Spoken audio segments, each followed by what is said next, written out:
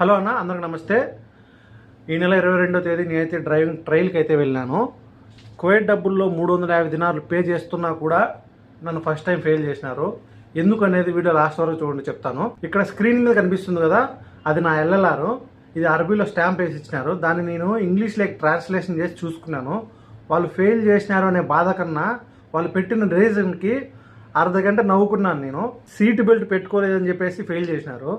ఎంత కొత్తగా డ్రైవింగ్కి వచ్చినా కూడా కామన్ సెన్స్ అనేది, మినిమం కామన్ సెన్స్ అనేది ఉంటుంది డ్రైవర్కి. సీట్ బెల్ట్ అనేది ఎట్లా మర్చిపోతారు? ఆడికి నేను అడిగినాను, మీరు కెమెరా ఉంటుంది కదా లోపల చూసుకోండి, లేదు నాకు ఒకసారి చూపించండి అని. ఆ రూల్స్ అనేవి లేవని చెప్పేసి బయటకు పంపించేసినారు. నాతో పాటు వచ్చిన కువైటీ, అంటే నాకు వాస్తా పెట్టడానికి వచ్చిన కువైటీ వచ్చేసి, నేను ఆటోమేటిక్గా కంప్యూటర్ టెస్ట్ అనేది పాస్ చేసినాను. ఇంక డ్రైవింగ్ టెస్ట్ కూడా పాస్ చేస్తాను, నాకు మినిమం ఒక 150 KD అమౌంట్ ఇచ్చేసి అని చెప్పినాడు.